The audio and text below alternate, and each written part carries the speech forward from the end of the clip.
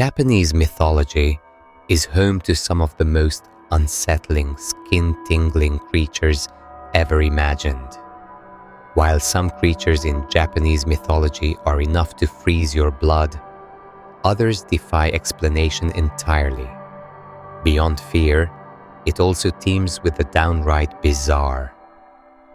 What would you do, for instance, if you inherited a pair of sandals that your grandmother bought 99 years ago at Walmart, and unbeknownst to her, there was a hideous, monstrous yokai spirit lurking within them, waiting to burst out and haunt the closest nearby fool as soon as they turned 100 years of age? What would your poor grandmother do? But more importantly, what would you do, knowing you've now been marked by a ghostly and dangerous pair of demonic sandals? Because according to the bizarre and weird world of Japanese mythology, this is exactly like something that could actually happen. And possessed footwear is only just the very start of the weirdness. These are 5 of the strangest monsters found within Japanese mythology. 1. The Bakezori. The Bakezori, a peculiar creature of Japanese folklore, is a sandal brought to life by decades of neglect. On the surface, it appears as an ordinary piece of footwear, but at nightfall, it takes on an eerie, animated form. Its transformation often includes 2 arms, 2 legs, and a single piercing eye, but it can also be depicted as a simple, levitating piece of footwear, leaping and floating from one place to another, its movements accompanied by the unsettling chant, Kararin, Kororin, Kankororin, Managu Mitsuni, Hanin Mai. The words translate to eyes 3 and teeth 2, referring to the sandal's design, specifically the design of the simple Japanese sandal known as ezori, 3 holes where the sandal straps are attached, and teeth 2, denoting the 2 wooden supports on the underside of the traditional Japanese sandals. While its antics might startle, the Bakezori actually remains harmless in the grand scheme of things, embodying the Japanese belief that even the most mundane objects deserve respect. 2. The Kasa Obake. In the forgotten shadows of an attic, a lone umbrella sits, left to gather dust. But this is no ordinary umbrella. As the years pass, in silence, it awakens, transforming into the Kasa Obake, an unsettling figure from the depths of Japanese folklore.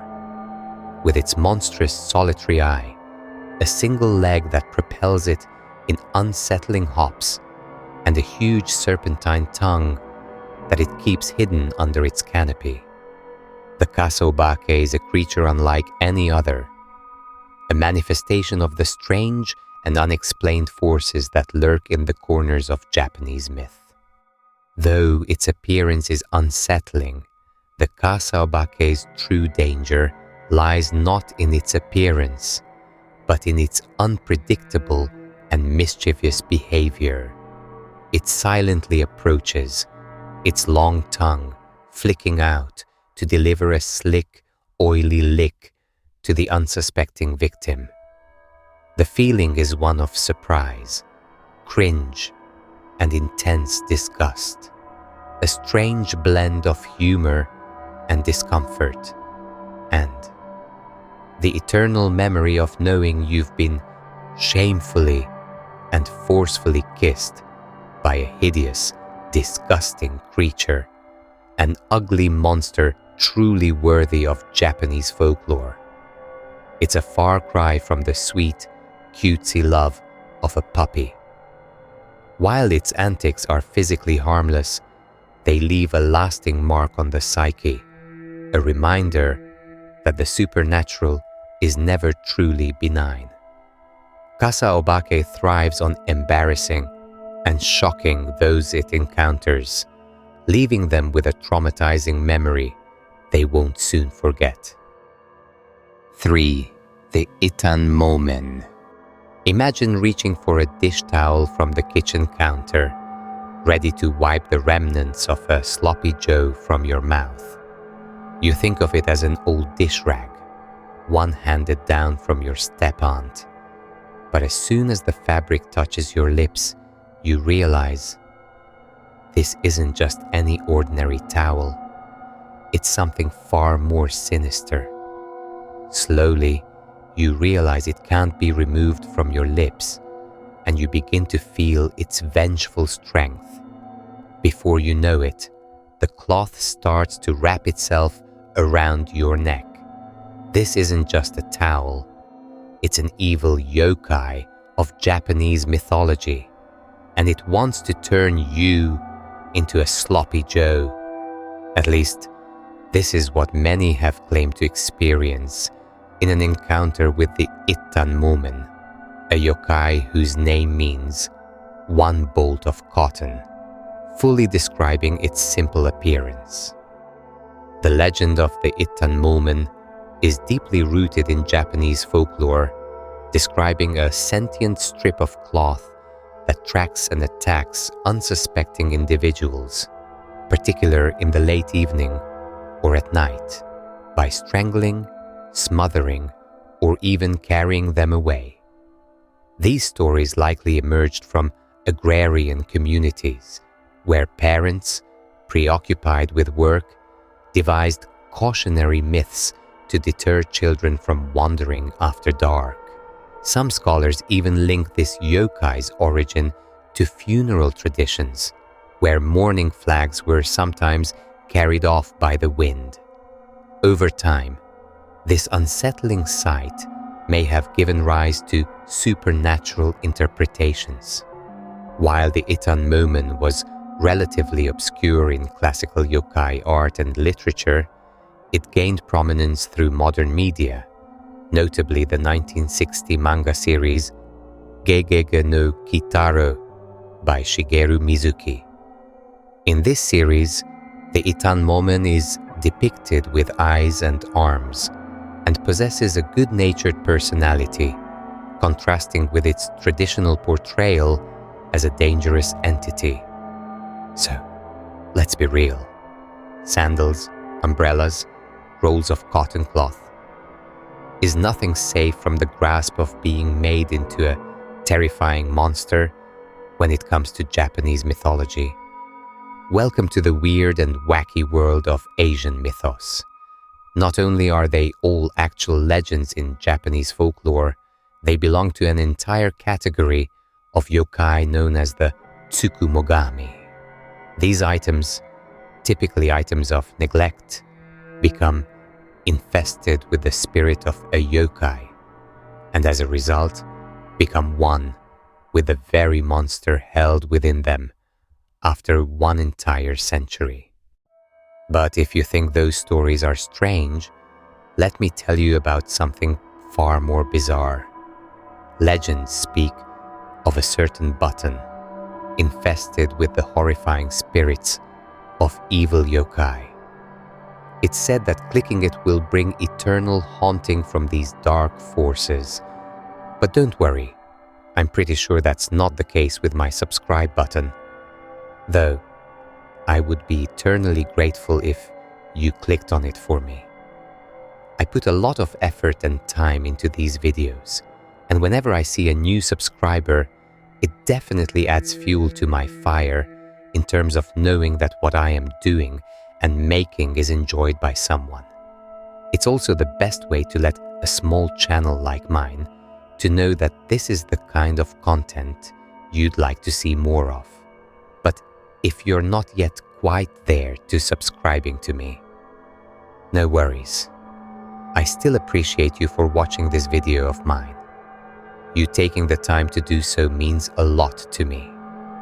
Now, on to the next one. as the last two on this list are definitely worthy of their placement. 4. Akaname, the filth licker. The Akaname, translating to filth licker, is another yokai in Japanese folklore. This small, goblin-like entity is believed to inhabit unclean areas, particularly neglected bathrooms and bathhouses. The Akaname is not your average yokai. It is the epitome of repulsiveness. With a body cloaked in filth from its entire life, of only ever being washed in the sewer water, it rummages through. It slinks through the darkest, most repulsive corners of a house, public bathroom, or worse, leaving behind a trail of slime that drips from its foul mouth as it works. Its tongue, long and sticky, is its tool of horror, scraping up dust, dirt, and mold with an unsettling slurping sound. You can hear it when it's close, the wet sucking noises as it gorges itself on grime, feeding on the mildew and rot that human neglect has created. Each time it licks a surface, the area somehow becomes even more revolting, coated in a layer of thick, damp residue. Aptly named, the word aka refers to dead skin on a person's body, alongside the dirt, grime, or sweat that may be scrubbed off. Hence the name Akaname, which means filth licker. The name Akaname first appeared in the famous Ihon tetralogy Gazu Hayaki Yagyo in 1776, one of several picture-illustrated yokai collections by Toriyama Sekien. This yokai is also widely regarded as the most disgusting monster in Japanese mythology, but perhaps that is a video for another day. On to the last one. 5. The Shirime, better known as the monster with a giant eye where its booty should be. The Shirime is an odd and intriguing yokai from Japanese mythology, easily recognized by its unique and disturbing feature: a single, massive eye where its booty should be. Like many trickster yokai, its favorite pastime is to startle unsuspecting travelers during the stillness of night. From a distance, it resembles a regular human, but as one draws closer, it becomes evident that something is not right. Its face is absent, replaced by a large, bulging eye, positioned just where the lower back would be, the iris glowing with a feline gleam in the darkness. In a famous tale related to the creature, a samurai on his journey to Kyoto hears someone beckoning him from behind. Turning around, he is shocked to see a man undressing and presenting his rear end. But what truly takes the samurai aback is the massive eye fixed on him, watching with the innocent curiosity of a newborn puppy. Though its actions are unsettling, the Shirime poses little danger, finding delight in nothing more than the fear it instills with its bizarre and unseemly appearance. Yosanobu Son, an Edo period poet and artist, found the Shirime so intriguing that he included it in his yokai illustrations during the 1700s. His work has helped keep the creature's story alive. Today, the Shirime still captivates, even appearing in modern media like the 2023 PC game Shirime, The Curse of Batai, where the creature takes center stage. Due to the scarcity of documented encounters and considering its alternate name, Nuppori Bozu, along with its startling behavior, it is highly plausible that the Shirime is closely related to the Nopperabo, another faceless apparition. In this interpretation, the Shirime may not be a true spectre, but rather a shape-shifting creature engaging in mischievous trickery toward humans, like its cousin. Whether a mischievous trickster or a true spirit of the unknown, the Shirime remains one of Japan's most bizarre and unsettling yokai. With its eerie gaze and unpredictable nature, it blurs the line between horror and humor, leaving those who encounter it questioning what they've truly seen. Is it a ghost? A shapeshifter? Or maybe it simply is what it is. A monster with a giant eyeball between its booty cheeks. Whatever the truth may be, one thing is certain. If you ever find yourself alone at night, be careful where you look, because something might be looking back. And so, we arrive at the conclusion of our journey through this peculiar realm, a realm carved out over centuries, even millennia, by the rich traditions of Japanese myth and folklore. We've barely scratched the surface, much like the tongue of an Akaname.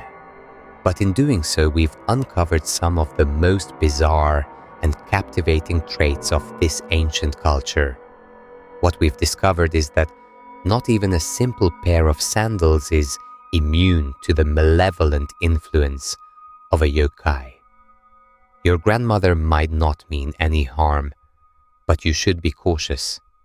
It's entirely possible that one day you could be handed a cursed object, waiting for the right moment, when it turns 100 years old, to unleash its fury upon the world. While your grandmother might be innocent, not every grandmother is. Consider the Onibaba, a demon hag dwelling in seclusion in the woods, preying on unsuspecting travelers. She offers them a warm meal, milk, and cookies. But little do they know, they themselves are the real treat. I delve deeper into this and much more in my video exploring 5 female monsters of Japanese mythology. If you enjoyed this video, don't forget to check it out by clicking the link in the description. Thank you so much for watching all the way through. If you found this content intriguing, I highly encourage you to check out some of my other spine-chilling videos, like the eerie tale of Okiku's Well, or the terrifying legend of the half-spider, half-kraken creature known as Akoro Kamui. You can find those videos by clicking the links in the description, or visit my channel for more haunting content. Your support means a lot. If you could leave a like, subscribe, or even drop a comment, I'd be forever grateful. Whether it's feedback on this video, a supernatural encounter you've had, or an idea for a future topic, your thoughts could help guide my next creation. As a small channel, every bit of input makes a huge difference. Thank you again for watching all the way through. Until next time, my friends.